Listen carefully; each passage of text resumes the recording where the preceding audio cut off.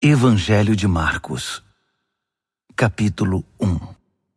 As boas notícias acerca de Jesus Cristo, a mensagem, começam aqui, seguindo ao pé da letra o livro do profeta Isaías. Observem com atenção: enviei meu mensageiro adiante de vocês. Ele preparará a estrada para vocês. Trovão no deserto, preparem-se para a chegada de Deus. Tornem o caminho plano e reto.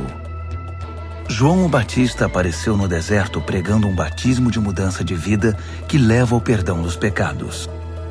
As pessoas se atropelavam para ir a ele, desde a Judéia e Jerusalém, e enquanto confessavam seus pecados, eram batizadas por ele no Rio Jordão, como sinal de uma vida transformada.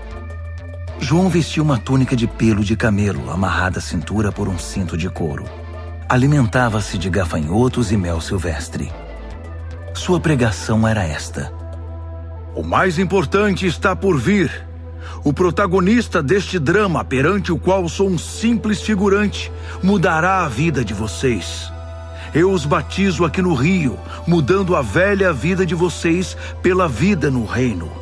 O batismo dele, com o Espírito Santo, irá mudá-los de dentro para fora. Nessa época, Jesus de Nazaré apareceu na Galileia e foi batizado por João no Jordão. Assim que saiu da água, Jesus viu o céu aberto e o Espírito de Deus, à semelhança de uma pomba, descendo sobre ele. Com a visão do Espírito, ouviu-se uma voz: Você é o meu filho, escolhido e marcado pelo meu amor, a alegria da minha vida. Imediatamente o Espírito guiou Jesus ao deserto. Durante 40 dias e noites, ele foi testado por Satanás. Animais selvagens eram sua companhia e os anjos tomavam conta dele. Depois que João foi preso, Jesus mudou-se para a Galileia e ali pregava: O tempo é agora. O reino de Deus está aqui. Mudem de vida e creiam na mensagem. Caminhando pela praia do mar da Galileia, Jesus avistou Simão e seu irmão André pescando com redes. Era nisso que trabalhavam. Jesus convidou-os: Venham comigo. Vou fazer de vocês um novo tipo de pescadores. Vou mostrar como pescar pessoas em vez de peixes. Sem fazer uma pergunta, eles simplesmente largaram as redes e foram com ele.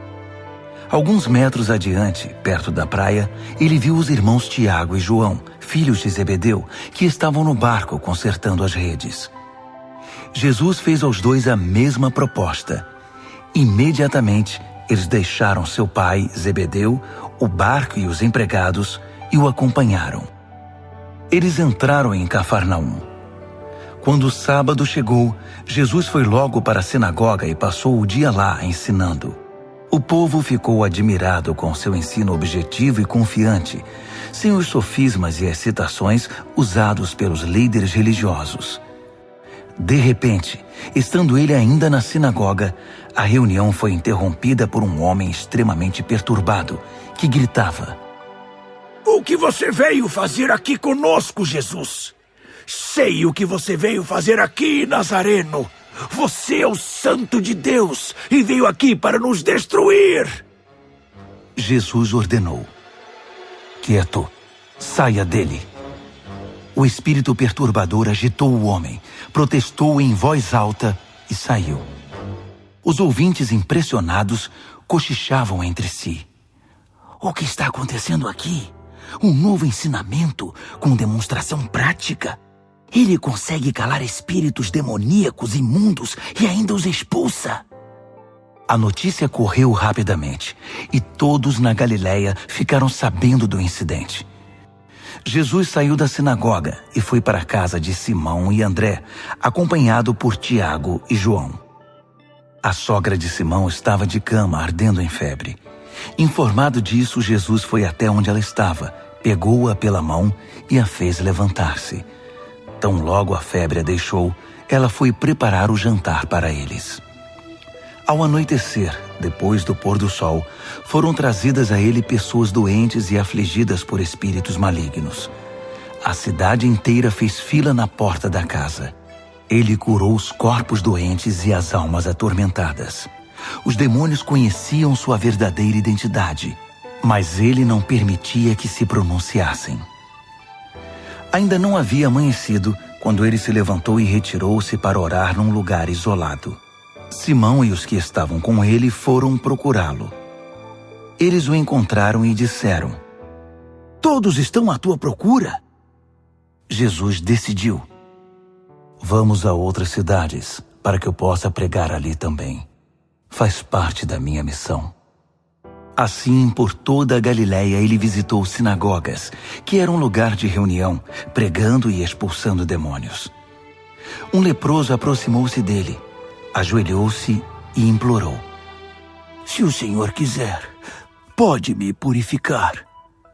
Emocionado, Jesus estendeu a mão, tocou o leproso e disse: Quero, fique limpo. A lepra desapareceu na hora. A pele do homem ficou lisa e saudável. Jesus o despediu com ordens estritas: Não diga nada a ninguém. Apenas se apresente ao sacerdote e leve a oferta de purificação, como Moisés prescreveu, para validar a cura diante da comunidade. Mas assim que se afastou de Jesus, o homem saiu contando a cura que recebera, espalhando a notícia por toda a cidade. Jesus então passou a entrar na cidade de modo mais discreto, pois já não podia fazer isso publicamente. No entanto, ele logo foi encontrado, e o povo corria para ele, vindo de todos os lugares. Marcos, capítulo 2. Passados alguns dias, Jesus voltou para Cafarnaum, e a notícia de que ele havia voltado logo se espalhou. Uma multidão se formou, bloqueando a entrada da casa, de modo que ninguém podia entrar ou sair. Ele estava ensinando a palavra, quando 4 homens apareceram, carregando um paralítico. Eles não conseguiram entrar por causa da multidão. Por isso removeram parte do telhado e desceram um paralítico em sua maca. Impressionado com tanta fé, Jesus disse ao paralítico: Filho, eu perdoo seus pecados. Alguns líderes religiosos que estavam presentes começaram a cochichar entre si. Ele não pode falar assim. Que blasfêmia! Só Deus pode perdoar pecados. Jesus sabia o que eles estavam pensando e perguntou: Por que se mostram céticos? O que acham que é mais fácil? Dizer, eu perdoo seus pecados, ou levante-se, pegue sua maca e comece a andar? Pois bem, para que fique claro que sou o Filho do Homem e estou autorizado a fazer uma coisa e outra, voltou-se para o paralítico e ordenou: Levante-se, pegue sua maca e vá para casa. E o homem assim fez. Levantou-se, pegou sua maca e saiu andando diante de todos. Eles esfregaram os olhos, custando acreditar no que viam. Mas então louvaram a Deus. Nunca vimos nada igual! Jesus foi uma vez mais caminhar à beira-mar.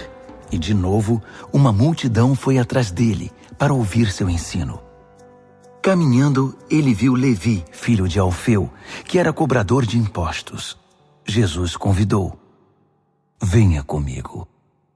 Ele se levantou e passou a segui-lo. Mais tarde, Jesus e os discípulos estavam jantando na casa de Levi e seus convidados eram pessoas de má reputação.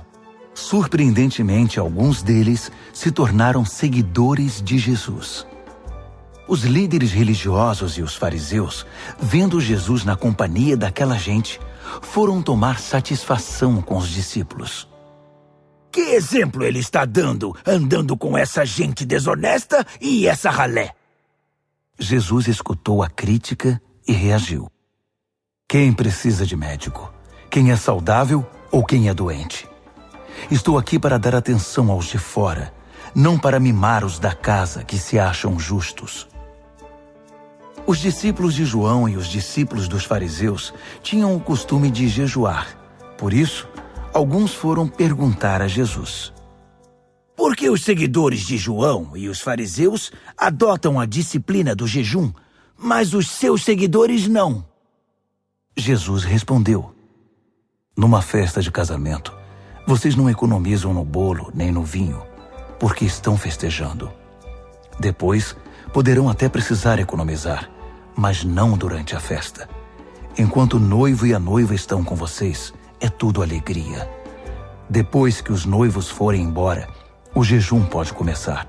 Ninguém joga água fria na fogueira enquanto tem gente em volta. Essa é a vinda do reino. Ele continuou: Ninguém corta um cachecol de seda para remendar uma roupa velha. Usa-se um remendo que combine. Ninguém guarda vinho em garrafas rachadas. Num sábado, Jesus atravessava uma plantação de cereal. Enquanto caminhavam, os discípulos descascaram algumas espigas. Os fariseus reclamaram com Jesus: Seus discípulos estão quebrando as regras do sábado. Jesus reagiu: É mesmo? Vocês nunca leram o que Davi e seus companheiros fizeram quando estavam com fome?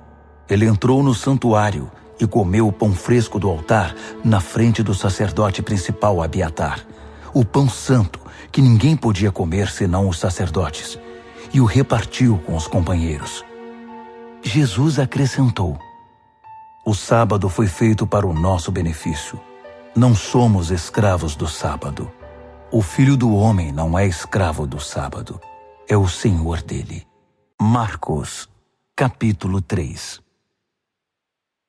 Depois disso, ele voltou à sinagoga e estava ali um homem que tinha uma das mãos aleijada.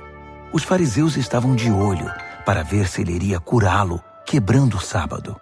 Ele disse ao homem da mão aleijada: Fique aqui, onde todos possam vê-lo. Então ele perguntou aos presentes: Que atitude é coerente com o sábado? Fazer o bem ou o mal? Ajudar as pessoas ou deixá-las sem ajuda? Ninguém disse nada. Ele os encarou um a um, indignado com a religiosidade inflexível deles, e então ordenou ao homem: Estenda a mão. Ele a estendeu. Ela ficou perfeita.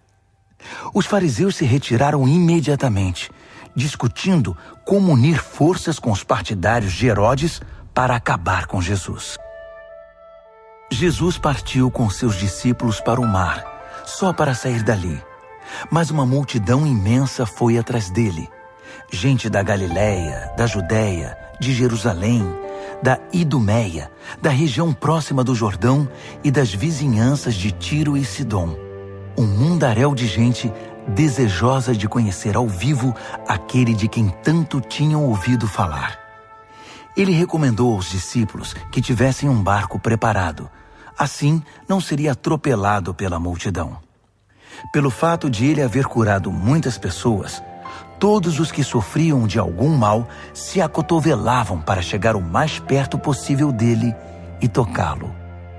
E no caso dos espíritos malignos, quando o reconheciam, caíam e gritavam: Você é o Filho de Deus! Mas Jesus não dava atenção a eles. Fazia-os calar, proibindo-os de dizer em público quem ele era. Ele subiu a uma montanha e convidou alguns para o acompanhar. Foram juntos, e ali ele escolheu 12 e os designou apóstolos. Jesus os reuniu para enviá-los a proclamar a palavra. Também lhes daria autoridade para expulsar demônios. Os 12 são: Simão. Jesus mais tarde chamou Pedro, que significa rocha. Tiago, filho de Zebedeu. João, irmão de Tiago. Jesus passou a chamar os irmãos Zebedeu de Boanerges, que significa filhos do trovão. André, Felipe, Bartolomeu, Mateus, Tomé, Tiago, filho de Alfeu, Tadeu, Simão o Zelote, Judas Iscariotes, que o traiu. Jesus foi para casa e, como sempre, uma multidão se formou em volta. Era tanta gente pedindo ajuda que ele não tinha tempo nem para comer. Alguns parentes informados da situação foram tirá-lo de lá, até pela força, se necessário. Eles suspeitavam que Jesus estava perdendo o juízo. Os líderes religiosos de Jerusalém espalharam o boato de que ele estava praticando magia negra, fazendo truques diabólicos para impressionar o povo, mostrando poder espiritual. Jesus contestou a calúnia. Faz sentido um demônio lutar contra outro demônio? Satanás expulsaria o próprio Satanás? Uma família que vive brigando se desintegrará. Se Satanás expulsa Satanás, não irá se destruir? Acham que é possível, em plena luz do dia, entrar na casa de um homem forte e acordado e roubar seus bens sem amarrá-lo primeiro? Amarrem-no e então poderão roubá-lo. Faço aqui uma advertência. Não há nada dito ou feito que não possa ser perdoado. Mas se vocês persistirem nas calúnias contra o Espírito Santo de Deus, estarão deliberadamente rejeitando aquele que perdoa, rompendo relações com aquele que os sustenta. Ele fez essa advertência porque era acusado por eles de ter ligação com o maligno. Naquele momento, sua mãe e seus irmãos apareceram. Estando do lado de fora, mandaram um recado, dizendo que queriam falar com ele. Ele estava cercado pela multidão quando recebeu o recado. Sua mãe e seus irmãos estão lá fora à sua procura. Jesus respondeu: Quem vocês acham que são minha mãe e meus irmãos? Olhando ao redor para cada um dos que estavam sentados à sua volta, ele declarou: Estão bem aqui na frente de vocês. Esses são minha mãe e meus irmãos. Mais vale a obediência que laços de sangue. Quem faz a vontade de Deus é meu irmão, irmã e mãe. Marcos, capítulo 4. Ele voltou a ensinar à beira da praia. A multidão que se formou em torno dele era tão grande que ele entrou num barco perto da praia e assentou-se. Jesus usou o barco como púlpito, enquanto o povo se acotovelava perto da água. Ele ensinava por meio de histórias, muitas histórias. Ouçam, o que vocês acham? Um agricultor estava semeando. Enquanto fazia seu trabalho, algumas sementes caíram pelo caminho e aves as comeram. Outras caíram no meio dos pedregulhos. Brotaram rapidamente, mas não aprofundaram raízes. Com o calor do sol, secaram tão rapidamente quanto haviam brotado. Outras ainda caíram no meio das ervas daninhas. As sementes chegaram a brotar, mas foram sufocadas. Nenhuma sobreviveu. Por fim, algumas, porém, caíram em boa terra e floresceram, produzindo uma colheita que superou todas as expectativas. Vocês estão entendendo? Quando eles ficaram sozinhos, os que eram mais chegados a ele, além dos 12, pediram que ele explicasse a história. Ele disse: Vocês têm o privilégio de conhecer melhor o reino de Deus. Conhecem as suas verdades. Mas para aqueles que ainda não podem ver, tudo é dito por meio de histórias, a fim de guiá-los a discernimentos mais profundos. Essas pessoas são assim. Seus olhos estão abertos, mas não veem nada. Seus ouvidos estão abertos, mas não entendem uma palavra. Recusam-se a voltar-se para Deus para receber perdão. Ele continuou: Entenderam o objetivo da história? Todas as minhas histórias têm o mesmo propósito. O agricultor planta a palavra. Alguns são como a semente que cai à beira do caminho. Assim que ouvem a palavra, Satanás arranca o que foi plantado neles. Outros são como a semente que cai no meio dos pedregulhos. Ouvem a palavra e a recebem com grande entusiasmo. Mas assim como a palavra não cria raízes, a emoção passa ou surge alguma dificuldade, não sobra nada. A semente lançada no meio das ervas daninhas é aquele que ouve a mensagem do reino, mas é vencido pela preocupação, e pela ilusão de manter o que tem e de ganhar mais. A mensagem é sufocada e não sobra nada. A semente lançada na terra boa é a pessoa que ouve a palavra e a abraça, e a colheita supera todas as expectativas.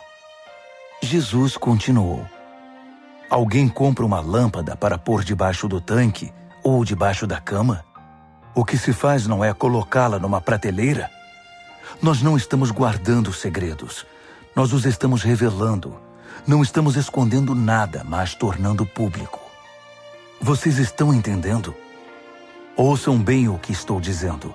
Fiquem atentos quando algum espertalhão ensinar que vocês podem vencer na vida por vocês mesmos. Dar é o caminho, não ganhar. Generosidade produz generosidade. A avareza empobrece. Então Jesus disse: o reino de Deus é como sementes lançadas num campo por um homem. Ele vai dormir e se esquece do que fez.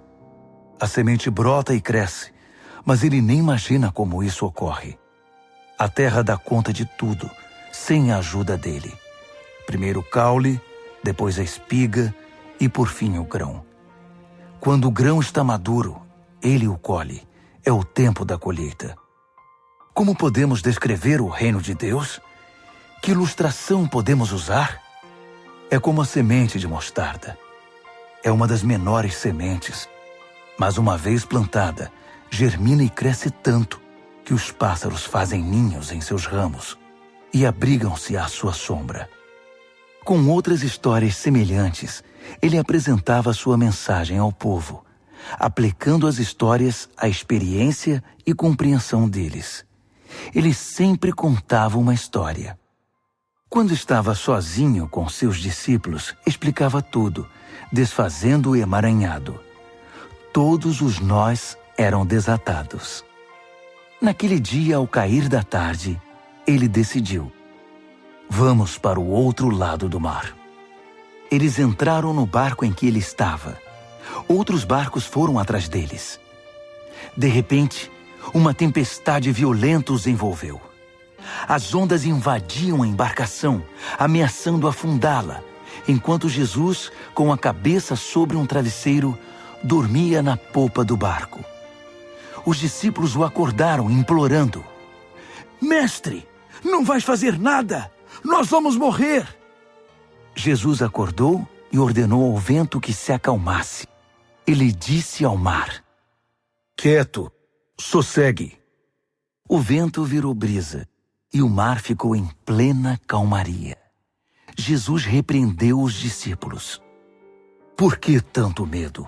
Vocês não têm fé? Eles estavam apavorados e confusos. Afinal, quem é este homem? Se perguntavam. Até o vento e o mar se acalmam quando ele ordena. Marcos, capítulo 5. Eles chegaram ao outro lado do mar, na terra dos Gerazenos.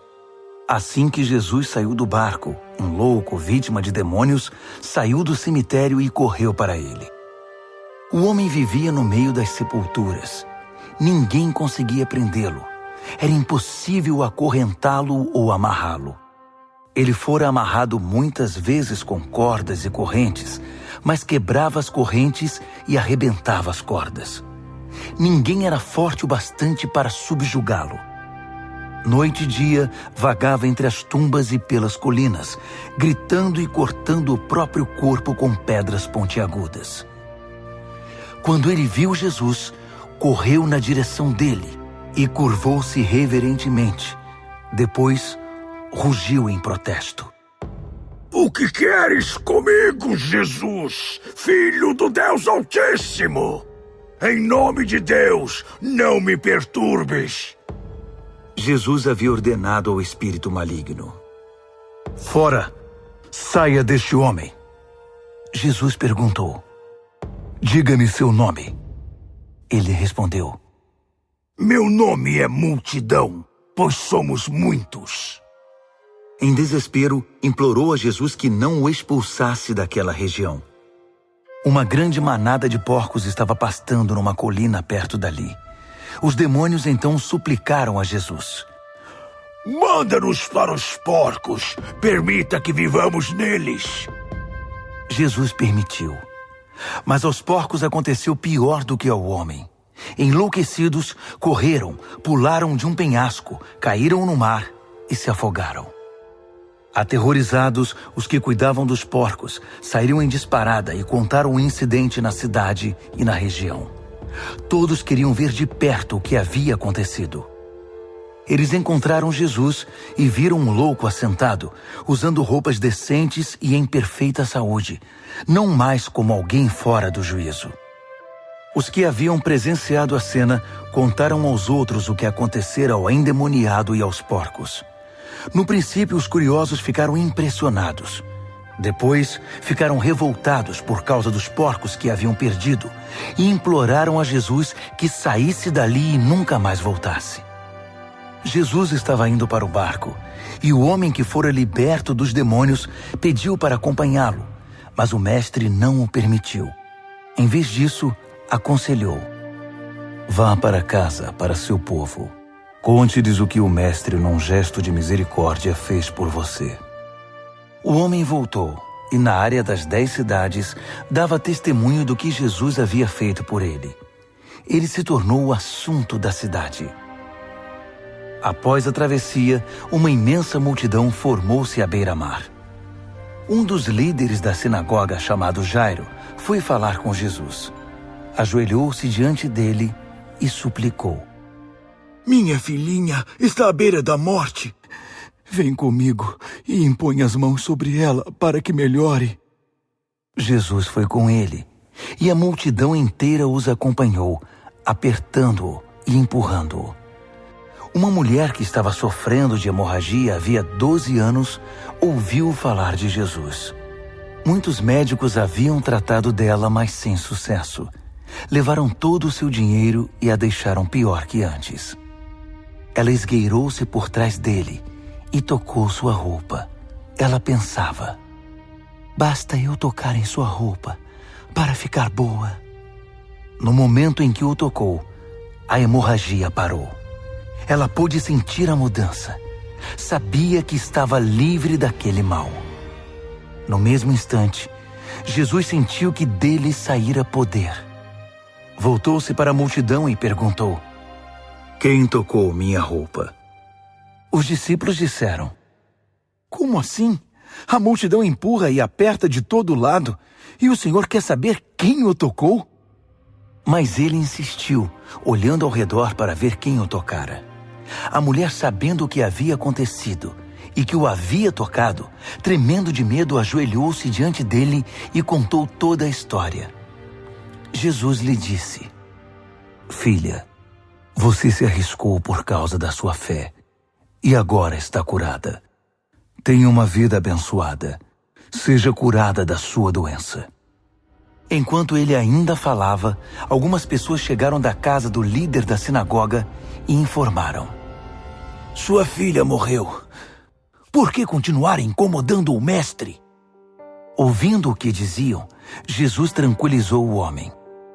Não dê atenção a eles. Apenas confie em mim. Ele não permitiu que ninguém fosse com ele, exceto Pedro, Tiago e João. Entraram na casa, abrindo caminho entre os fofoqueiros, sempre ávidos por uma novidade, e pelos vizinhos que haviam trazido comida. Jesus foi ríspido com eles. Por que todo esse falatório e essa choradeira sem sentido? A criança não está morta, está dormindo. As pessoas na casa zombavam dele, achando que ele não sabia o que estava dizendo. Contudo, Jesus dispensou todos eles, chamou o pai e a mãe da criança e seus companheiros e entrou no quarto da menina. Segurando a mão dela, ordenou: Talita, cumi, que significa: menina, levante-se. Ela se levantou e começou a andar. A menina tinha 12 anos de idade. Os pais, obviamente, não continham a alegria, mas Jesus deu ordens estritas para que não contassem nada a ninguém e ordenou: deem a ela alguma coisa para comer. Marcos, capítulo 6. Quando partiu dali, Jesus voltou para sua cidade. Seus discípulos o acompanharam. No sábado, ele começou a ensinar na sinagoga. Os ouvintes ficaram impressionados. Ele é muito bom, comentavam. De onde vem tanta sabedoria, tanta capacidade? Perguntavam-se. Não demorou, porém, já estavam falando mal dele. Ora, ele é apenas um carpinteiro, o filho de Maria. Nós o conhecemos desde menino. Conhecemos também seus irmãos, Tiago, José, Judas e Simão, e suas irmãs. Quem ele pensa que é? Mesmo sem conhecê-lo direito, eles o desprezavam. Jesus declarou: um profeta só não é importante em sua terra e em sua família, nas ruas em que brincou quando criança. Jesus não pôde fazer muita coisa ali. Impôs as mãos sobre uns poucos doentes e os curou. Nada mais. Não pôde vencer a resistência deles. Assim decidiu visitar as outras cidades, ensinando o povo. Jesus convocou os 12 e enviou-os em duplas. Deu-lhes autoridade e poder para enfrentar a oposição maligna, além das seguintes instruções: não pensem que precisarão de muito equipamento para cumprir a missão. Vocês são o equipamento. Nada de depender do dinheiro. Sejam simples. Nada de hospedagem de luxo. Hospedem-se num lugar simples e contentem-se com isso. Se não forem bem recebidos e se não os ouvirem, retirem-se sem estardalhaço, sem fazer cena. É hora de dar de ombros e continuar o caminho. Então eles partiram. Em alegre tom de urgência, anunciaram uma mudança radical de vida. Por onde passaram, expulsaram demônios e levaram saúde aos doentes, ungindo o corpo e curando a alma. Herodes tinha conhecimento de tudo isso, porque o nome de Jesus estava na boca de todo mundo. O rei dizia: esse deve ser João o Batista, que voltou dos mortos. Por isso é capaz de fazer milagres. Outros discordavam. Não, é Elias. Outros ainda opinavam. É um profeta, exatamente como os profetas dos tempos antigos. Herodes, porém, insistia. Tenho certeza de que é João. Eu o decapitei e agora ele está de volta, vivo. Esse Herodes foi aquele que mandara que João fosse preso e acorrentado por causa de Herodias, mulher de seu irmão Filipe. Pois João havia irritado Herodes por denunciar o adultério do rei. Fervendo de raiva, ela queria matá-lo, mas não ousou fazê-lo porque Herodes respeitava João. Convencido de que ele era um homem santo, o rei dispensava-lhe um tratamento especial. Sempre que o ouvia, sentia-se culpado. Mesmo assim, apreciava a palavra de João. Entretanto, chegou um dia especial, o aniversário de Herodes. Ele convidou toda a elite da Galileia, toda a nobreza. A filha de Herodias entrou no salão do banquete e dançou para os convidados. Ela encantou Herodes e todos os convidados. O rei disse à moça: peça-me qualquer coisa, darei o que você quiser. Entusiasmado, acrescentou: juro que divido meu reino com você se me pedir. Ela foi consultar sua mãe. O que devo pedir? Peça a cabeça de João, o Batista, foi a resposta. Empolgada, ela correu até o rei e pediu: quero a cabeça de João, o Batista, numa bandeja, e quero agora. O pedido deixou o rei abalado. Mas para não perder o prestígio diante dos convidados, concedeu o que ela desejava. Ordenou que o carrasco fosse à prisão e trouxesse a cabeça de João. Ele cortou a cabeça de João e trouxe-a numa bandeja. Entregou-a à moça, que a levou para sua mãe. Quando os discípulos de João souberam do fato, foram buscar o corpo e lhe deram um sepultamento digno. Os apóstolos voltaram de sua missão e relataram a Jesus tudo o que haviam feito e ensinado. Jesus disse: venham, vamos parar e descansar um pouco. Era tanta gente indo e vindo que eles não tinham tempo nem para comer. Eles entraram no barco e foram para um lugar mais tranquilo. Entretanto, alguém os viu partindo, e a notícia se espalhou. Muita gente saiu correndo das cidades vizinhas e chegou ao lugar de destino antes deles. Quando Jesus saiu do barco, uma multidão imensa o aguardava. Ao ver todo aquele povo, ele ficou comovido. Afinal, eram como ovelhas sem pastor. Ele imediatamente pôs-se a ensiná-los. Já no cair da tarde, os discípulos viram que Jesus estava se alongando e o interromperam. Estamos no meio do nada e está ficando tarde. Despede o povo para que eles saiam e consigam o que comer nas redondezas. Jesus respondeu: vocês vão dar comida a eles. Eles perguntaram: é sério? Mesmo que gastemos uma fortuna? Mas ele não estava brincando. Quantos pães vocês têm? Verifiquem. Não demorou para saberem. 5 pães e 2 peixes, informaram. Jesus mandou que todos se assentassem em grupos de 50 ou de 100 na grama verde. Ele tomou os 5 pães e os 2 peixes, olhou para o céu, orou, abençoou o pão, partiu e entregou tudo aos discípulos, que por sua vez o repartiram com o povo. Ele fez o mesmo com o peixe. Todos comeram e ficaram satisfeitos. Os discípulos recolheram 12 cestos de sobras, e os que participaram da refeição foram cerca de 5.000. Terminada a refeição, Jesus insistiu em que os discípulos entrassem no barco e fossem para Betsaida, enquanto ele despedia o povo. Em seguida, ele subiu a uma montanha para orar.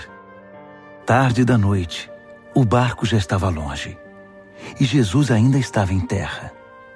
Ele podia ver a dificuldade de seus companheiros com os remos, pois o vento estava contra o barco. Por volta das 4 horas da madrugada, Jesus foi na direção deles, andando sobre o mar. E quando se aproximou e eles o viram, pensaram que fosse um fantasma e gritaram apavorados. Jesus tratou de tranquilizá-los. Calma, sou eu. Não tenham medo. Assim que ele entrou no barco, o vento cessou. Eles ficaram perplexos, coçando a cabeça e tentando entender tudo o que havia acontecido. Não haviam entendido o que ele fizera na hora da refeição. Estavam com o coração endurecido. Concluíram a travessia, ancoraram o barco em Genezaré e lá o deixaram. Assim que pisaram em terra, a notícia rapidamente se espalhou. O povo correu até onde eles estavam, trazendo doentes em macas. Para onde quer que ele fosse, aldeia, cidade ou rota de comércio, os doentes eram levados até um local público. Eles imploravam que Jesus lhes permitisse tocar pelo menos na orla de sua roupa. E todos que a tocavam eram curados. Marcos, capítulo 7. Os fariseus e alguns líderes religiosos, vindos de Jerusalém, reuniram-se à volta dele para reclamar que os discípulos dele eram negligentes com as purificações rituais antes das refeições. Os fariseus e judeus em geral jamais participariam de uma refeição sem primeiro proceder ao ritual da lavagem das mãos, principalmente se tivessem chegado da feira, para não mencionar como limpavam canecas, panelas e outras vasilhas. Os fariseus e os líderes religiosos perguntaram: por que seus discípulos desrespeitam as leis, fazendo as refeições sem lavar as mãos? Jesus reagiu: Isaías estava certo a respeito de enganadores como vocês. Ele acertou em cheio. Esse povo faz um grande show, dizendo as coisas certas, mas o coração deles não está nem aí para o que dizem. Fazem de conta que me adoram, mas é tudo encenação. Eles me usam apenas como desculpa para ensinar o que se adapta ao seu gosto, alterando o mandamento de Deus e sempre adotando modismos. Ele continuou: que conveniente, não? Vocês se livram do mandamento de Deus para seguir os modismos religiosos sem serem incomodados. Moisés disse claramente: respeitem seu pai e sua mãe. Disse também: Quem desrespeitar o pai ou a mãe será morto. Mas vocês driblam um mandamento, alegando que é perfeitamente aceitável dizer ao pai ou à mãe: vou ofertar a Deus a ajuda financeira que eu deveria dar a vocês. Assim, vocês se livram da obrigação que têm para com os pais. Vocês anulam a palavra de Deus e a trocam por suas próprias regras. Vocês são especialistas nesse tipo de coisa. Dirigindo-se à multidão, ele acrescentou: ouçam agora, todos vocês. Prestem bastante atenção. Não é o que vocês comem que contamina a vida. É o que sai de vocês. Essa é a verdadeira contaminação. Ele voltou para casa depois de falar à multidão e seus discípulos disseram: não entendemos. O Senhor poderia nos explicar? Jesus respondeu: vocês também? Será que não entendem? Não sabem que o que se come não pode contaminar ninguém? Pois o que se come não vai para o coração, mas para o estômago. É digerido e depois é eliminado. Com isso, Jesus desafiou as minuciosas leis dietéticas dos judeus, afirmando que todos os alimentos podem ser comidos. Ele continuou: o que contamina é o que sai da pessoa. É do coração que vomitamos maus pensamentos, obscenidade, imoralidade, roubo, assassinato, adultério, cobiça, depravação, engano, bebedice, olhar maldoso, calúnia, arrogância, insensatez. Essa é a verdadeira contaminação. Dali, Jesus partiu e foi para os arredores de Tiro. Entrou numa casa para não ser encontrado, mas a notícia de sua chegada se espalhou. Ele estava dentro de casa quando uma mulher, cuja filha era perturbada por um espírito maligno, ficou sabendo de sua presença ali. Ela se ajoelhou aos seus pés, implorando ajuda. A mulher era grega, cirofenícia de nascimento, e pediu que ele curasse sua filha. Ele disse: espere sua vez. Os filhos devem ser alimentados primeiro. Se sobrar alguma coisa, os cães poderão comer. Ela foi rápida. Entendo, mestre, mas os cães não comem das migalhas que os filhos deixam cair? Jesus ficou impressionado. Tem razão. Vá para casa. Sua filha não está mais perturbada. A aflição demoníaca se foi. Ela foi para casa e encontrou a filha tranquila na cama, livre daqueles tormentos. Ele deixou a região de Tiro e voltou para o mar da Galileia, passando por Sidom e pelo distrito das 10 cidades. Algumas pessoas trouxeram um homem que não podia ouvir nem falar e pediram a Jesus que impusesse as mãos sobre ele. Jesus tocou nos ouvidos do homem e passou-lhe um pouco de saliva na língua. Então orou, suspirou profundamente e ordenou: Efatá, abra-se. E assim aconteceu. O homem ouvia e falava perfeitamente. Jesus ordenou que mantivessem o fato em segredo, mas eles, entusiasmados, não paravam de falar no assunto. Diziam: ele faz tudo muito bem. Faz até o surdo ouvir e o mudo falar. Marcos, capítulo 8. Foi na mesma ocasião que Jesus outra vez se viu diante de uma multidão faminta. Ele chamou seus discípulos e disse: Estou com o coração partido por causa desta gente. Há 3 dias estão comigo e não tenho o que comer. Não posso mandá-los embora com fome. Vão acabar desmaiando no caminho. Alguns vieram de muito longe.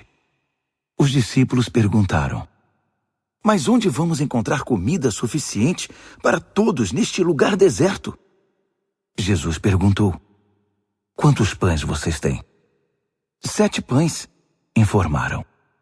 Jesus então mandou que o povo se assentasse. Depois de ter dado graças, tomou os 7 pães, partiu-os e entregou-os aos discípulos para que os repartissem com o povo. Havia também alguns peixes. Ele abençoou os peixes e ordenou aos discípulos que os repartissem de igual modo. Todos comeram à vontade, e foram necessários 7 grandes cestos para recolher as sobras. E os que participaram da refeição foram cerca de 4.000. Depois de despedir a multidão, Jesus entrou no barco com os discípulos e foram para Dalmanuta. Quando chegaram, os fariseus vieram pressioná-lo para que ele desse uma prova de quem era. Desafiado, Jesus perguntou: por que esta geração pede um sinal milagroso como garantia? A verdade é que vocês não terão sinal nenhum. Dali ele voltou para o barco e dirigiu-se para o outro lado do mar. Os discípulos, porém, esqueceram-se de levar pão, exceto por um pedaço. Aproveitando a oportunidade, Jesus aconselhou-os: fiquem de olho no fermento dos fariseus e dos partidários de Herodes. Pensando que ele os repreendia por haverem esquecido o pão, começaram a culpar um ao outro. Percebendo o que se passava, Jesus perguntou: por que estão discutindo por haverem esquecido o pão? Não entenderam ainda? Não conseguem perceber? Não se lembram dos 5 pães que demos aos 5.000? Quantos cestos de sobras vocês recolheram? Eles responderam: 12. E dos 7 pães para os 4.000? Quantos cestos de sobras vocês recolheram? 7. Ele perguntou: ainda não entendem? Ao chegarem eles a Betsaida, algumas pessoas trouxeram um cego e pediram a Jesus que o tocasse. Tomando-o pela mão, ele o levou para fora da cidade. Passou saliva nos olhos do homem, impôs as mãos sobre ele e perguntou: consegue ver alguma coisa? Ele olhou para cima e disse: vejo homens, só que eles parecem árvores andando. Jesus voltou a impor as mãos sobre ele. Dessa vez, o homem percebeu que havia recuperado completamente a visão. Agora via tudo com perfeição. Jesus mandou-o para casa, advertindo: não entre na cidade. Jesus e seus discípulos visitaram as cidades ao redor de Cesareia de Filipe. Enquanto caminhavam, ele perguntou: quem o povo diz que eu sou? Eles responderam: alguns pensam que é João o Batista, outros acham que é Elias. Há quem pense que é algum dos profetas. Ele insistiu: e vocês, quem acham que eu sou? Pedro declarou: tu és o Cristo, o Messias. Jesus pediu que guardassem segredo, que não dissessem nada a ninguém. Em seguida, resolveu explicar algumas coisas.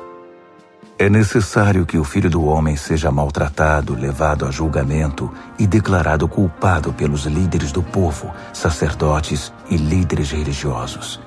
Que seja morto e 3 dias depois ressuscite.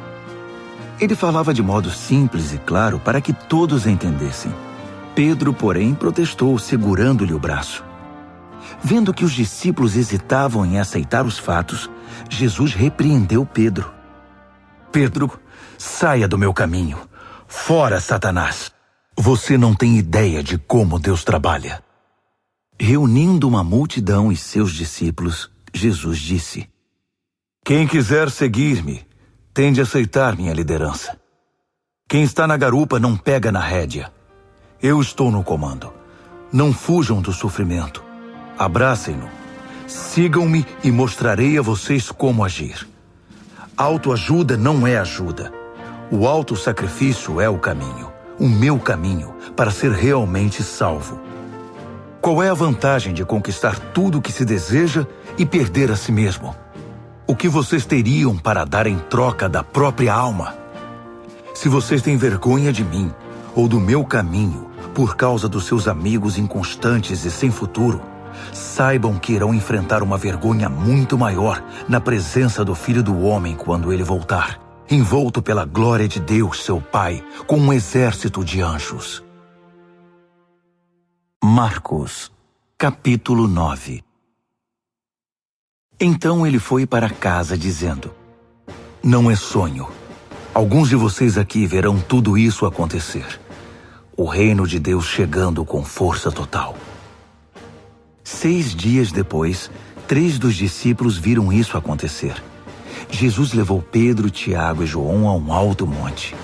Ali sua aparência mudou diante deles. Suas roupas brilhavam intensamente, de uma brancura tal que ninguém seria capaz de produzir. De repente, eles perceberam que Elias e Moisés estavam ali também, conversando com Jesus. Então Pedro interrompeu a conversa. Rabi, que grande momento! Que tal se construíssemos 3 memoriais na montanha? Um para o Senhor, um para Moisés e um para Elias. Ele falava sem pensar, apavorado e maravilhado com o que via. Naquele instante, uma nuvem brilhante os envolveu, e da nuvem ouviu-se uma voz. Este é meu filho, marcado pelo meu amor. Ouçam-no. No minuto seguinte, os discípulos olharam ao redor, esfregando os olhos. Não estavam vendo mais ninguém a não ser Jesus. Enquanto desciam a montanha, Jesus os fez prometer que guardariam o segredo. Não digam nada a ninguém sobre o que viram, até que o Filho do Homem levante-se dos mortos. Mas eles ficaram imaginando o que significaria levantar-se dos mortos. Eles fizeram uma pergunta. Por que os líderes religiosos dizem que Elias tem de vir primeiro? Jesus explicou. Elias vem para deixar tudo pronto. A verdade, porém, é que Elias já veio, mas eles não o reconheceram. Eles o desprezaram, assim como irão tratar o Filho do Homem. De acordo com as Escrituras, ele sofrerá terrivelmente. Será torturado e tratado com desprezo. Quando desceram a montanha para se reunir aos outros discípulos, viram-se rodeados por uma multidão imensa que debatia com os líderes religiosos. Assim que viu Jesus, o povo ficou animado. Correram para ele e o saudaram. Ele perguntou: o que está acontecendo? Por que toda esta agitação? Um homem da multidão respondeu: Mestre, eu trouxe meu filho que foi deixado mudo por um demônio. Toda vez que o demônio se aposta dele, joga-o ao chão. O menino baba, range os dentes e fica rígido como uma tábua. Falei com teus discípulos, esperando que o libertassem, mas não puderam. Jesus suspirou inconformado. Mas que geração! Vocês não conhecem Deus. Até quando vou ter de aguentar esse tipo de coisa? Quantas vezes ainda vou ter de passar por isso? Tragam o menino aqui. Eles o trouxeram. Quando o demônio viu Jesus, apossou-se do menino, que ficou babando e se contorcendo no chão. Jesus perguntou ao pai do menino: há quanto tempo isso acontece? Desde que era pequeno. Muitas vezes o demônio o joga no fogo ou no rio para matá-lo. Se o Senhor puder fazer alguma coisa, tenha misericórdia e nos ajude. Jesus disse: se eu puder, tudo é possível para quem tem fé. Assim que Jesus disse essas palavras, o pai do menino exclamou: eu creio, mas me ajude a vencer as minhas dúvidas. Percebendo que a plateia ficava cada vez maior, Jesus deu ordens expressas ao espírito maligno. Espírito mudo e surdo, eu ordeno, sai dele e não volte. Com muito estardalhaço, o espírito saiu. O menino estava pálido como um defunto, de modo que as pessoas começaram a dizer: ele está morto. Mas tomando-o pela mão, Jesus o levantou. O menino ficou em pé. Depois que chegaram a casa, os discípulos perguntaram a Jesus: por que não podemos expulsar o demônio? Ele respondeu: não há outro meio de se livrar desse tipo de demônio, a não ser com oração. Saindo dali, viajaram pela Galileia. Jesus não queria que ninguém soubesse de seu paradeiro, pois queria ensinar seus discípulos. Ele anunciou: o Filho do Homem está para ser traído por gente que não quer nada com Deus. Eles o matarão, mas 3 dias depois ele aparecerá, vivo. Eles não sabiam do que ele estava falando, mas tinham medo de perguntar. Eles foram para Cafarnaum. Já em casa, ele perguntou: o que vocês discutiam pelo caminho? O silêncio foi constrangedor, porque eles estavam discutindo sobre quem deles era o maior. Ele se assentou, chamou os 12 e disse: saibam que quem quiser ser o primeiro ficará por último e será servo de todos. Ele pôs uma criança no meio da sala e, pegando-a nos braços, disse: Quem recebe uma dessas crianças como eu estou fazendo, recebe-me também. Mais que isso, recebe o próprio Deus que me enviou. Então, João disse a Jesus: Mestre, vimos um homem usando teu nome para expulsar demônios e o impedimos, porque ele não é do nosso grupo. Jesus reprovou-os: Não o impeçam. Ninguém pode usar meu nome para fazer algo bom e poderoso e no momento seguinte afastar-se de mim. Se ele não é inimigo, é aliado.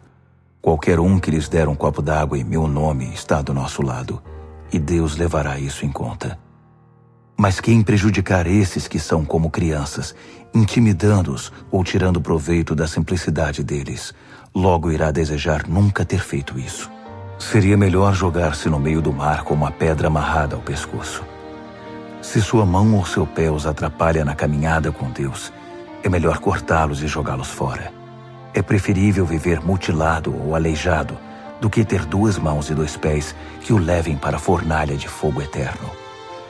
Se seu olho desvia sua atenção de Deus, arranque-o e jogue-o fora. É preferível viver com apenas um olho do que ter uma visão perfeita no fogo do inferno. Todos cedo ou tarde irão passar por um fogo purificador. Mas vocês serão preservados das chamas eternas. Por isso, preservem-se. Vivam sempre em paz. Marcos, capítulo 10. Dali ele foi para a região da Judéia, do outro lado do Jordão. Como sempre, uma multidão o acompanhava, e ele punha-se a ensiná-los. Um dia, os fariseus vieram provocá-lo. É permitido a um homem divorciar-se de sua esposa? Jesus perguntou: O que Moisés determinou? Eles responderam: Moisés deu permissão que o marido a mandasse embora, dando-lhe uma certidão de divórcio. Jesus disse: Moisés deu esse mandamento apenas como concessão ao coração duro de vocês. Na criação, no plano original, Deus fez e uniu o homem e a mulher. Por isso, um homem deixa seu pai e sua mãe, e por meio do casamento se torna uma só carne com sua mulher. Não são mais 2 indivíduos, formam agora uma nova unidade. Deus criou uma união tão perfeita que ninguém pode ter a ousadia de profaná-la separando-os. Depois que estavam em casa, os discípulos voltaram a tocar no assunto. Jesus foi muito direto.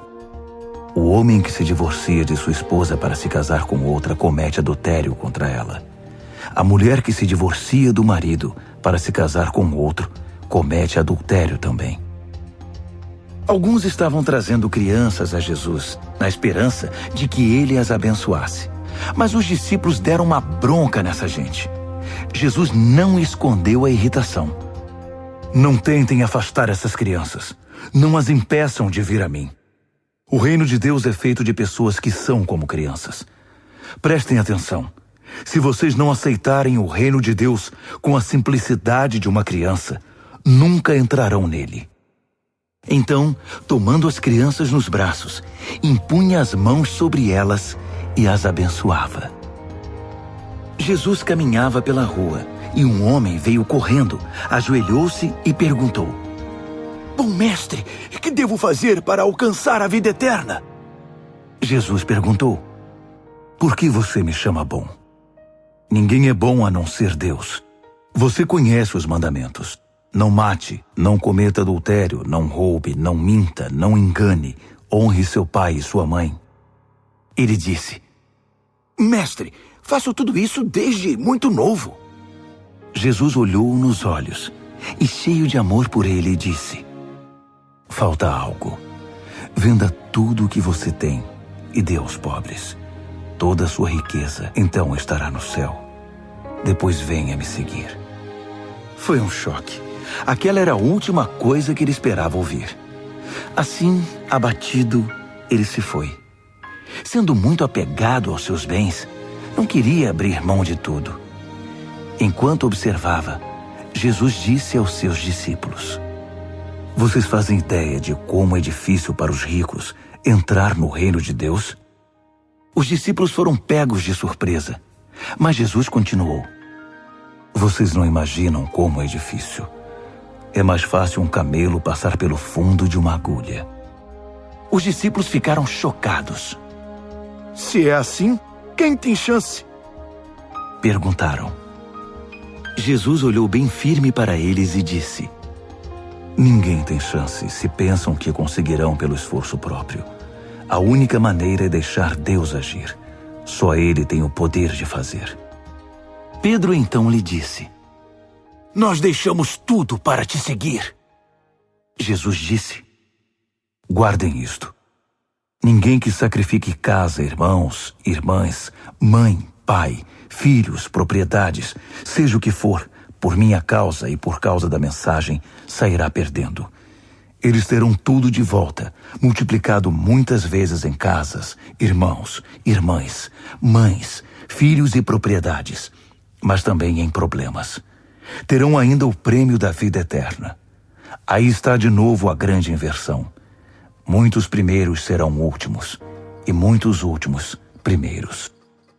De volta à estrada, eles foram para Jerusalém. Jesus ia adiante, e eles o seguiam, confusos e um pouco amedrontados.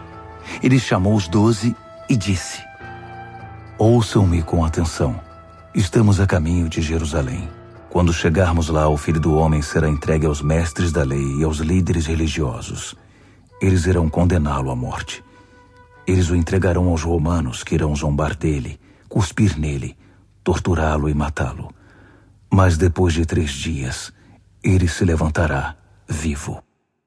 Tiago e João, filhos de Zebedeu, foram falar com Jesus. Mestre, queremos que o Senhor faça algo por nós. Verei se posso fazer. Eles pediram: Permite que tenhamos os lugares de maior honra na tua glória, um à tua direita e outro à esquerda. Jesus disse: Vocês não fazem ideia do que estão pedindo. Vocês são capazes de beber do cálice que estou para beber e de receber o batismo que estou para receber? Sem dúvida, disseram eles. Por que não? Jesus disse: Pensem nisto.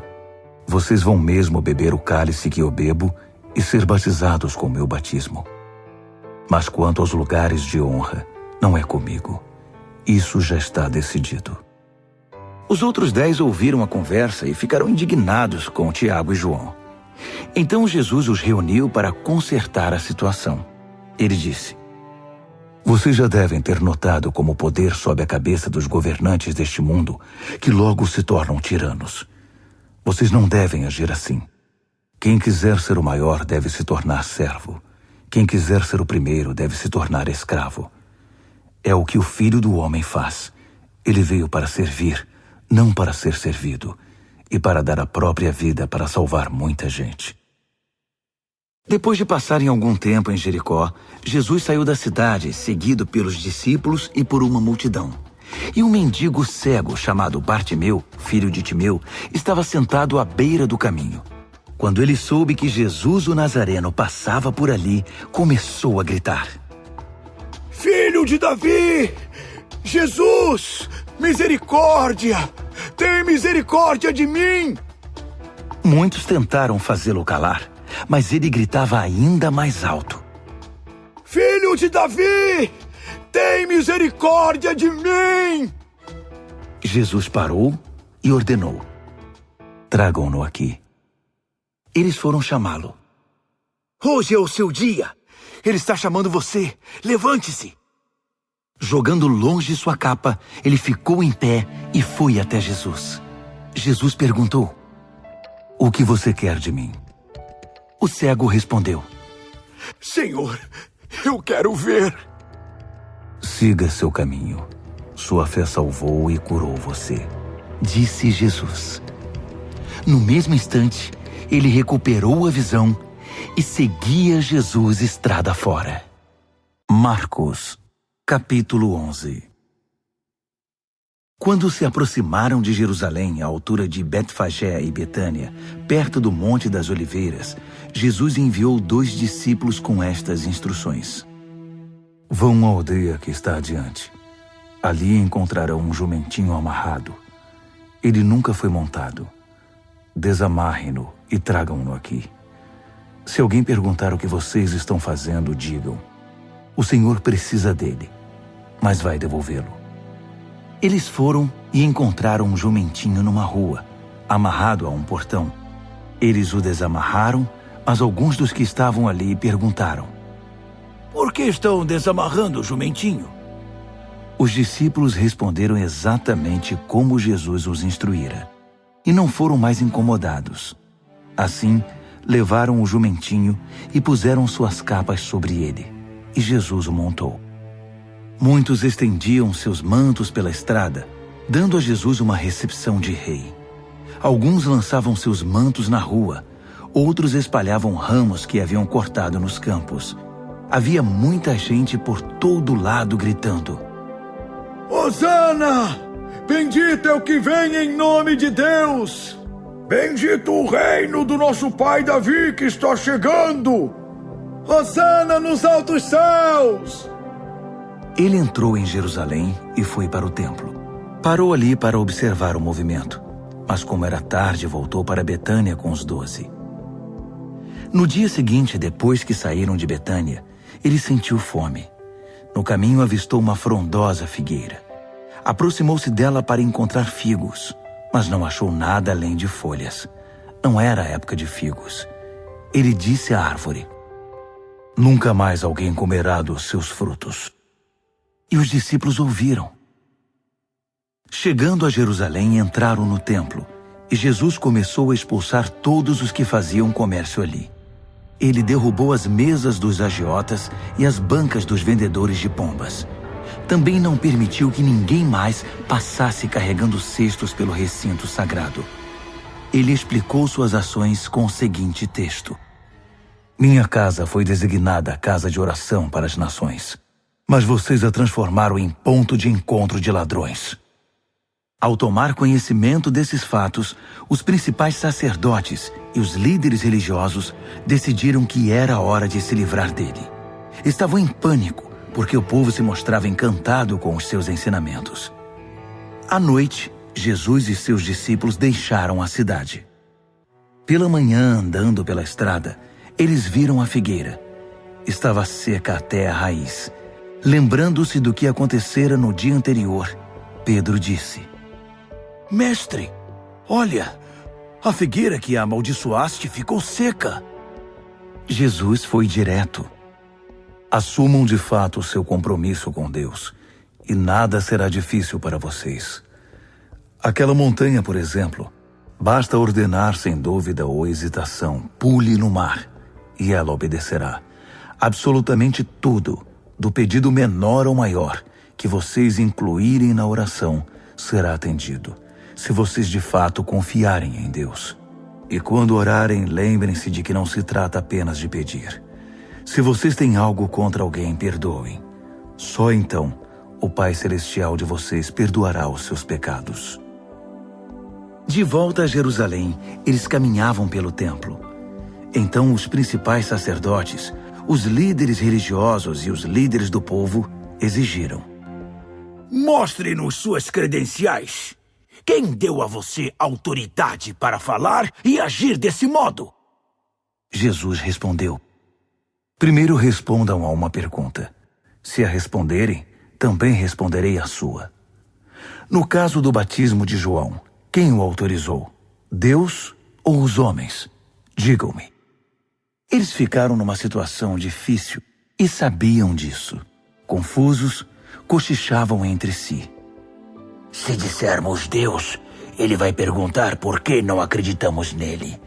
Se dissermos os homens, estamos em apuros, porque o povo tinha João na conta de profeta. Decidiram então dar a vitória a Jesus dessa vez. Não sabemos, responderam. Jesus concluiu: então também não vou responder a pergunta de vocês. Marcos, capítulo 12.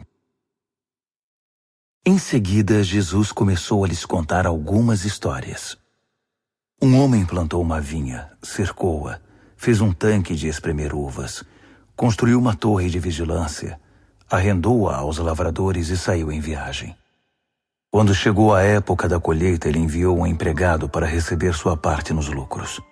No entanto, os lavradores o agarraram, espancaram e mandaram embora de mãos vazias. Ele mandou outro empregado que também foi agredido e humilhado. Depois enviou outro, que foi assassinado. O mesmo aconteceu com muitos outros. Uns foram agredidos, outros assassinados. Restava apenas um que podia ser enviado, seu filho amado. Já quase sem esperanças, decidiu enviar o próprio filho, pensando: meu filho eles vão respeitar. Mas os lavradores perceberam a oportunidade. Esfregaram as mãos cheios de cobiça e disseram: esse é o herdeiro. Vamos matá-lo e ficar com a vinha. Então o agarraram e mataram, e depois jogaram o corpo fora da vinha. O que vocês acham que o proprietário da vinha irá fazer? Isso mesmo, vai se livrar dessa gente. Depois arrendará a vinha a outros. E vocês podem confirmar nas Escrituras. A pedra que os pedreiros rejeitaram é agora a principal. Isso é obra de Deus. Nós esfregamos os olhos, custando a crer nisso. Percebendo que o recado era para eles, os líderes religiosos quiseram prendê-lo na hora. Mas como estavam receosos da opinião pública, acharam melhor recuar. Por isso saíram dali tão rápido quanto puderam. Os mesmos líderes enviaram alguns fariseus e partidários de Herodes, certos de que iriam incriminá-lo. Eles disseram: mestre, conhecemos a sua integridade. Sabemos que o senhor não se importa com a opinião popular, não explora seus discípulos e ensina o caminho de Deus com muito zelo. Diga-nos com toda a honestidade, é correto pagar impostos a César? Jesus percebeu de imediato a malandragem e disse: qual a razão desse joguinho? Por que tentam me pegar com essas armadilhas? Vocês têm uma moeda? Deixe-me vê-la. Eles lhe entregaram uma moeda. Quem é este que aparece na moeda? Que nome está gravado nela? César, disseram. Jesus concluiu: deem a César o que lhe pertence, e deem a Deus o que lhe é devido. Eles ficaram de boca aberta, sem saber o que responder. Alguns saduceus, o grupo que nega a ressurreição, perguntaram a Jesus: mestre, Moisés escreveu que se um homem morre sem filhos, o irmão dele é obrigado a se casar com a viúva e ter filhos com ela. Pois bem, havia 7 irmãos. O primeiro casou-se e morreu sem filhos. O segundo casou-se com a viúva. Ele morreu, mas também não teve filhos. O mesmo aconteceu com o terceiro. De fato, os 7 se casaram com ela, mas nada de filhos. Por fim, a mulher morreu. A pergunta é esta: na ressurreição, de quem ela será esposa? Afinal, ela foi casada com cada um deles. Jesus respondeu: vocês estão raciocinando errado e vou dizer por quê. Primeiro, não conhecem as Escrituras. Segundo, não sabem como Deus atua. Depois da ressurreição, o casamento já não mais existirá. Assim como os anjos, toda a nossa atenção estará em Deus. Com respeito à ressurreição dos mortos, vocês nunca leram as Escrituras? Vejam que Deus, de dentro da sarça, disse a Moisés: eu sou, não eu era, o Deus de Abraão, o Deus de Isaque e o Deus de Jacó. O Deus vivo é o Deus dos vivos, não dos mortos. Portanto, vocês não sabem de nada. Um dos líderes religiosos, depois de acompanhar os debates e perceber como Jesus era incisivo em suas respostas, fez uma pergunta: qual é o mais importante de todos os mandamentos? Jesus respondeu: o primeiro em importância é o seguinte: ouça, Israel, o Senhor seu Deus é único. Ame o Senhor seu Deus com toda a paixão, toda a fé, toda a inteligência e todas as forças. E o segundo é: ame o próximo como a você mesmo. Não há nenhum outro mandamento que se compare a esses. Um líder religioso disse: Que resposta maravilhosa, mestre. Tão lúcida e precisa. Deus é único e não há outro. Devemos amá-lo com toda paixão, inteligência e forças e amar ao próximo como a nós mesmos. Isso é melhor que qualquer oferta ou sacrifício. Quando Jesus percebeu como aquele homem era sábio, comentou: Você está quase lá, quase no reino de Deus. A partir daquele momento, ninguém mais ousou fazer perguntas a Jesus. Enquanto ensinava no templo, Jesus perguntou: Como podem os líderes religiosos ensinar que o Messias é filho de Davi, quando todos sabemos que Davi, inspirado pelo Espírito Santo, disse: Deus disse ao meu Senhor: Assente-se aqui ao meu lado direito até que eu faça dos seus inimigos um descanso para os pés. Davi declara que o Messias é seu mestre. Como pode, então, o Messias ser também seu filho? A multidão estava maravilhada com o que ouvia. Ele continuou a ensinar: Cuidado com os líderes religiosos. O prazer deles é ostentar títulos acadêmicos, receber elogios publicamente, desfrutar posições de destaque e assentar-se nos lugares principais durante o serviço religioso. Além disso, o tempo todo eles exploram os fracos e indefesos. Quanto mais oram, pior fica a situação deles. Mas no fim, eles irão pagar por tudo isso. Assentado atrás de um gasofilácio, ele observava o povo depositar dinheiro na hora da coleta. Os ricos faziam ofertas voltosas, mas uma viúva pobre aproximou-se e ofertou 2 pequenas moedas, uns míseros centavos. Jesus chamou os discípulos em particular e comentou: A verdade é que essa viúva pobre deu uma oferta maior que a dos demais. Todos os outros deram do que não precisavam. Ela fez uma extravagância, algo que não podia fazer. Deu tudo o que possuía. Marcos, capítulo 13. Jesus saía do templo quando um dos discípulos chamou sua atenção. Mestre, olhe essas pedras, essas construções. Jesus disse: Vocês estão impressionados com essa arquitetura grandiosa? Tudo isso será um monte de ruínas, até a última pedra. Mais tarde, enquanto ele estava sentado no Monte das Oliveiras, num local de onde podia avistar o templo, Pedro, Tiago, João e André foram conversar com ele. Quando essas coisas vão acontecer? Que sinal teremos de que tudo caminha para um desfecho? Jesus explicou: Cuidado com os falsos profetas do fim dos tempos. Muitos líderes com identidade falsa alegarão: Eu sou o Messias. Eles vão enganar muita gente. Quando ouvirem falar de guerras e ameaças de guerra, não entrem em pânico. Serão notícias comuns, não um sinal do fim. Haverá cada vez mais guerras entre as nações e conflitos entre os líderes. Em vários lugares haverá terremotos e fome. Mas tudo isso é nada comparado com o que está por vir. Fiquem atentos, pois vocês serão levados aos tribunais, e tudo irá de mal a pior. Vocês serão torturados, e todos perseguirão os que levam o meu nome. Vocês serão postos como sentinelas da verdade. A mensagem tem de ser pregada em todo o mundo. Quando traírem vocês e os levarem aos tribunais, não se preocupem com o que dizer. Quando chegar o momento, digam o que estiver no coração. O Espírito Santo dará testemunho por intermédio de vocês.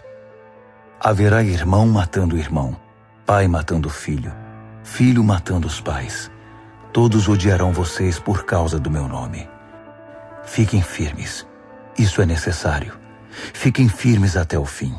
Vocês não ficarão desamparados, pois serão salvos. Estejam preparados para fugir quando virem a besta da profanação, estabelecida onde nunca deveria estar. Quem lê não terá dificuldade de entender o que estou falando. Quando isso acontecer, se vocês estiverem na Judéia naquele tempo, corram para as colinas. Se estiverem trabalhando no quintal, não voltem para buscar nada em casa. Se estiverem no campo, não voltem para buscar agasalho. As grávidas e as que amamentam sofrerão mais. Orem para que isso não aconteça no inverno. Serão dias difíceis. Nada parecido aconteceu desde que Deus fez o mundo, nem depois haverá. Se esses dias de aflição seguissem o curso normal, ninguém suportaria. Mas por causa dos escolhidos de Deus, a aflição será encurtada. Se alguém anunciar, aqui está o Messias, ou apontar, lá está ele, não caiam nessa. Falsos messias e pregadores mentirosos surgirão aos montes. Suas credenciais impressionantes e seus deslumbrantes espetáculos, se possível, iludiriam até os escolhidos de Deus. Fiquem atentos, pois eu os avisei com antecedência. Após aqueles tempos difíceis, o sol perderá o seu brilho, a lua ficará nublada, as estrelas cairão do céu e os poderes cósmicos sofrerão abalo. Então todos irão ver o Filho do Homem chegar em grande estilo. Seu esplendor encherá o céu. Ninguém deixará de ver. Ele enviará seus anjos, que ajuntarão os escolhidos de Deus dos 4 cantos da terra, desde os lugares mais distantes. Aprendam a lição da figueira. Quando percebem que ela começou a florescer e verdejar, vocês sabem que o verão está chegando. O mesmo acontecerá com vocês. Quando virem os sinais, saberão que não demorará muito. Levem isso a sério. Não estou me dirigindo apenas às gerações futuras, mas a vocês também. Esta era continua até que todas essas coisas aconteçam. O céu e a terra vão desaparecer, mas as minhas palavras jamais. Querem saber o dia e a hora? A verdade é que ninguém sabe, nem os anjos do céu, nem mesmo o Filho, só o Pai. Portanto, fiquem atentos, pois vocês não sabem o momento exato. É como um homem que vai viajar e deixa a casa sob a responsabilidade dos empregados, cada qual com uma tarefa, e põe o porteiro para vigiar. Portanto, permaneçam em seu posto, vigiando. Vocês não sabem a que horas o dono da casa vai voltar. De noite, à meia-noite, ao cantar do galo ou pela manhã. Vocês não vão querer que ele apareça sem aviso e os encontre dormindo no posto. Por isso reforço a advertência. Permaneçam em seus postos. Vigiem. Marcos, capítulo 14. Dali a 2 dias começaria a festa da Páscoa, com 8 dias de duração, e a festa dos pães sem fermento. Os principais sacerdotes e líderes religiosos estavam procurando um modo de prender Jesus e matá-lo. Eles concordaram em que não deveriam fazer isso durante a semana da Páscoa. Não queremos iniciar uma guerra, disseram. Jesus estava em Betânia como convidado de Simão, o leproso. Enquanto jantava, uma mulher apareceu com um frasco de perfume muito caro. Abrindo o frasco, ela derramou o perfume sobre a cabeça de Jesus. Alguns convidados ficaram indignados. Que desperdício! Esse perfume poderia ser vendido pelo valor do salário de 1 ano e o dinheiro distribuído entre os pobres. Eles fuzilavam a mulher com os olhos. Jesus, porém, disse: Deixem-na em paz. Por que vocês a incomodam? Ela acaba de fazer algo tão maravilhoso para mim. Os pobres estarão sempre aí, todos os dias, mas eu não. Sempre que quiserem, poderão fazer algo por eles, mas não para mim. Ela fez o que pôde, quando pôde. Ungiu meu corpo para o sepultamento. Tenho certeza de uma coisa. Em qualquer lugar do mundo em que a mensagem for pregada, o que ela fez aqui será lembrado e admirado. Então Judas Iscariotes, um dos 12, procurou o sacerdote principal, determinado a trair Jesus. Eles mal podiam acreditar no que ouviam e lhe prometeram uma boa recompensa. Ele ficou apenas esperando o momento certo de entregá-lo. No primeiro dia da festa dos pães sem fermento, dia de preparar o sacrifício da Páscoa, os discípulos perguntaram a Jesus: Onde queres que preparemos a ceia da Páscoa? Ele orientou 2 dos discípulos. Vão para a cidade. Um homem com um jarro de água encontrará vocês. Sigam-no. Perguntem ao proprietário da casa em que ele entrar. O mestre quer saber em qual aposento ele poderá comer a ceia da Páscoa com seus discípulos. O homem mostrará a vocês uma sala no 2º andar, espaçosa, limpa e arrumada. Façam ali os preparativos. Os discípulos foram para a cidade e tudo aconteceu como ele lhes dissera. Eles prepararam ali a refeição pascal. Depois do pôr do sol, ele chegou com os 12. Quando estavam à mesa, Jesus disse: Tenho algo difícil, mas importante a dizer. Um de vocês me trairá. Alguém que, neste momento, come comigo. Chocados, começaram a dizer um após o outro: Eu não! Ele respondeu: É um dos 12, alguém que come sempre comigo. O Filho do Homem sofrerá a dor da traição, já prevista nas Escrituras. Até aí nenhuma surpresa. Mas ai do traidor do Filho do Homem. Melhor que ele nunca tivesse nascido. Durante a refeição, depois de tomar o pão e abençoá-lo, Jesus o partiu, deu-o aos discípulos e disse: Tomem, isto é meu corpo. Tomando o cálice e dando graças a Deus, entregou-o a eles também, e todos beberam. Ele disse: Isto é meu sangue, a nova aliança de Deus, derramado em favor de muitos. Não beberei vinho outra vez até o dia em que o beber no reino de Deus. Então eles cantaram um hino e foram para o Monte das Oliveiras. Jesus alertou-os: Por causa do que vai acontecer comigo, vocês irão se dispersar. Isso é para cumprir um texto das Escrituras que diz: Vou ferir o pastor, e as ovelhas ficarão desorientadas. Mas depois que eu ressuscitar, irei adiante de vocês para a Galileia. Mas Pedro, todo afoito, declarou: Ainda que todo mundo fuja, eu não fugirei. Jesus respondeu: Não tenha tanta certeza. Ainda esta noite, antes que o galo cante 2 vezes, você vai me negar 3 vezes. Pedro protestou, falando sem pensar: Ainda que eu tenha de morrer contigo, jamais te negarei. Todos os outros disseram o mesmo. Então eles foram para um jardim chamado Getsêmani. Jesus disse aos discípulos: Fiquem aqui, enquanto vou orar mais adiante. Levando consigo Pedro, Tiago e João, ele mergulhou em grande agonia e declarou: A tristeza que sinto é uma tristeza de morte. Fiquem aqui e vigiem comigo. Indo um pouco mais adiante, prostrou-se no chão e orou: Paizinho, Pai, Tu podes me livrar. Afasta este cálice de mim. Mas, por favor, não seja o que eu quero, mas sim o que Tu queres. Quando voltou aos discípulos, encontrou os 3 dormindo e disse a Pedro: Simão, você veio para dormir? Não pode aguentar nem 1 hora?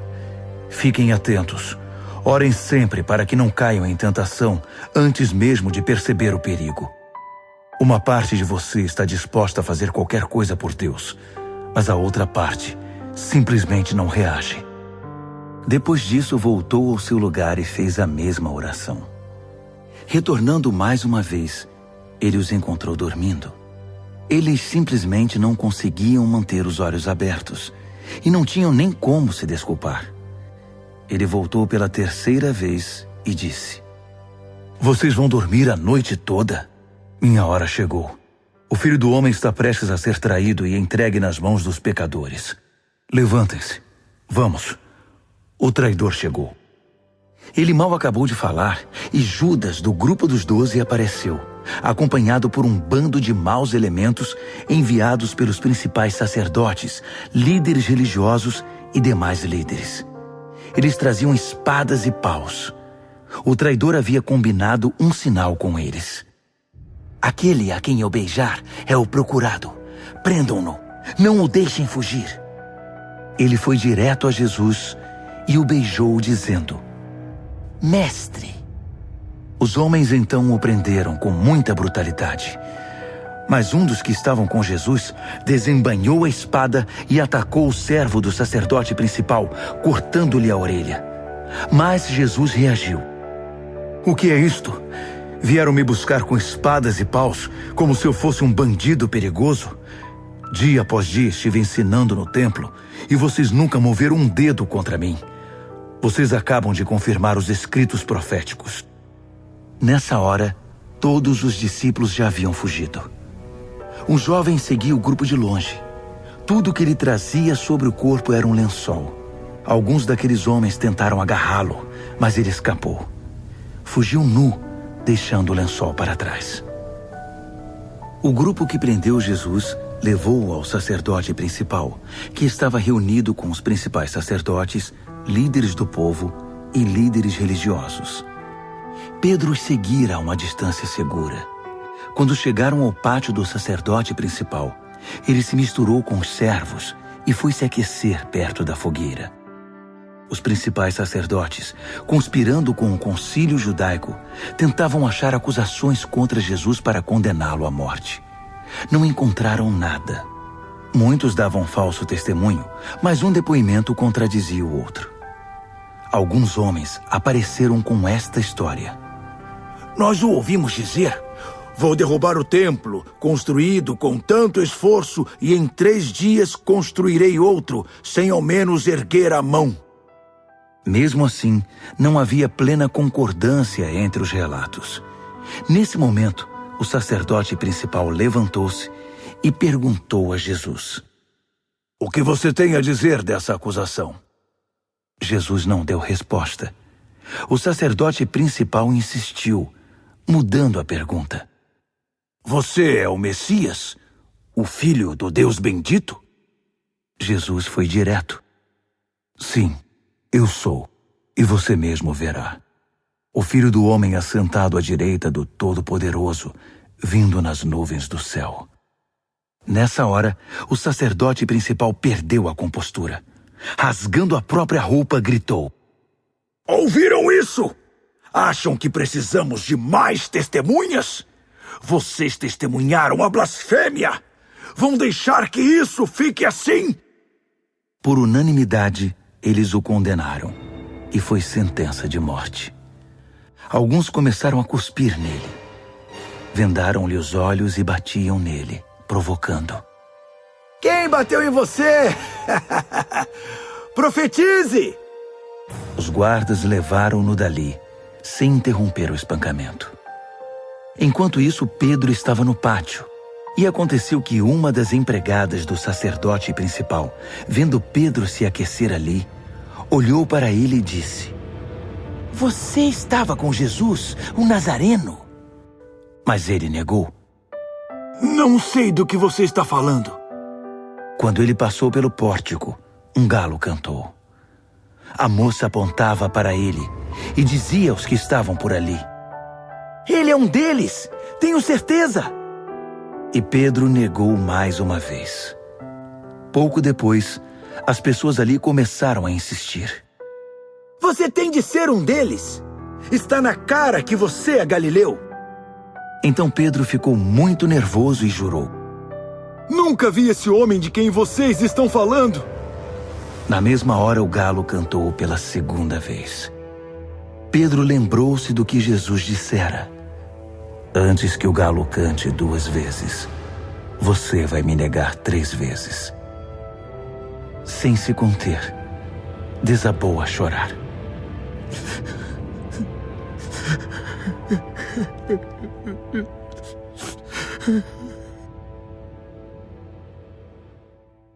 Marcos, capítulo 15.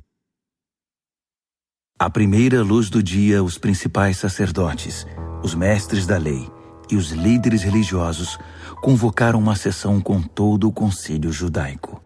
Eles amarraram Jesus com cuidado e foram levá-lo a Pilatos. Pilatos perguntou: Você é o rei dos judeus? Jesus respondeu: Se você diz. Os principais sacerdotes derramaram diante do governador um dilúvio de acusações. Pilatos insistiu: Você não vai responder nada? São muitas acusações. Mesmo assim, ele ficou em silêncio. Pilatos ficou impressionado. Havia o costume de se libertar um prisioneiro na festa, qualquer um que o povo pedisse. Na ocasião havia outro prisioneiro chamado Barrabás, preso com revoltosos que haviam cometido assassinato num levante contra Roma. A multidão logo iria apresentar seu pedido, e Pilatos se antecipou a eles. Vocês querem que eu liberte o rei dos judeus? O governador sabia que fora por pura inveja que os sacerdotes haviam entregado Jesus. No entanto, os principais sacerdotes haviam orientado a multidão para que pedissem a libertação de Barrabás. Mas Pilatos perguntou: Então, o que farei com este homem que vocês chamam rei dos judeus? Eles gritaram: Crucifique-o! Pilatos objetou: Mas por qual crime? Contudo, eles gritavam ainda mais alto: Crucifique-o! Pilatos atendeu ao pedido da multidão. Libertou Barrabás e entregou Jesus para ser açoitado e crucificado. Os soldados levaram Jesus ao palácio, chamado Pretório, e reuniram uma tropa inteira. Vestiram-no com um manto de púrpura e puseram uma coroa de espinhos na cabeça dele. Então, começou a zombaria. Viva o rei dos judeus! Eles lhe batiam na cabeça com um bastão, cuspiam nele e se ajoelhavam diante dele, como se o reverenciassem. Quando cansaram das chacotas, tiraram-lhe o manto de púrpura e o vestiram de novo com as suas roupas. Então o levaram para crucificá-lo. Um homem estava passando de volta do trabalho, Simão de Cirene, pai de Alexandre e Rufo. Eles o obrigaram a carregar a cruz de Jesus. Os soldados levaram Jesus ao Gólgota, que significa Colina da Caveira. Ofereceram-lhe vinho misturado com mirra para aliviar a dor, mas ele não aceitou. Então o pregaram na cruz. Depois fizeram um sorteio para ver quem ficaria com suas roupas. Jesus foi crucificado às 9 horas da manhã. A acusação, o rei dos judeus, foi escrita numa placa. Com ele crucificaram 2 criminosos, um à direita e outro à esquerda. Os que passavam caçoavam, sacudindo a cabeça e ironizando. Você alegou que poderia destruir o templo e reconstruí-lo em 3 dias? Mostre agora seu poder! Salve-se! Se você é mesmo o Filho de Deus, desça da cruz! Os principais sacerdotes e os líderes religiosos também estavam ali, misturados ao povo, divertindo-se e zombando de Jesus. Ele salvou os outros, mas não pode se salvar. Ele é mesmo o Messias, o rei de Israel? Então, desça da cruz e todos nós acreditaremos em você. Até os que estavam crucificados com ele participavam da zombaria. Então, do meio-dia às 3 da tarde, toda a terra ficou na escuridão. Cerca das 3 horas da tarde, Jesus gritou bem alto: Eloi, Eloi, lama sabachthani. Que quer dizer: meu Deus, por que me abandonaste? Alguns dos que viram aquilo o ouviram e disseram: Ele está chamando Elias. Um deles correu, pegou uma esponja mergulhada em vinagre e ergueu-a numa haste e deu-o de beber a Jesus e disse: Vamos ver se Elias vem para tirá-lo daí. E depois de um grito de dor, Jesus deu seu último suspiro. Naquele instante, a cortina do templo rasgou-se ao meio, de alto a baixo. Quando o capitão da guarda viu que Jesus já não respirava mais, exclamou: Ele era o Filho de Deus. Algumas mulheres observavam à distância. Entre elas Maria Madalena, Maria, mãe do jovem Tiago e de José, e Salomé. Quando Jesus estava na Galiléia, elas o seguiam e serviam e tinham vindo com ele para Jerusalém. Mais tarde, sendo o dia da preparação, isto é, a véspera do sábado, apareceu José de Arimateia, membro respeitado do concílio judaico. Ele aguardava com expectativa a vinda do reino de Deus. Enchendo-se de coragem, procurou Pilatos e pediu o corpo de Jesus. Pilatos duvidou que ele tivesse morrido tão rapidamente e mandou o capitão verificar se Jesus estava de fato morto. Com a garantia do capitão, ele entregou o corpo a José. José havia comprado um lençol de linho. Depois, envolveu o corpo e o depositou no túmulo que havia escavado na rocha. Pôs uma grande pedra na entrada. Maria Madalena e Maria, mãe de José, observaram o sepultamento. Marcos, capítulo 16.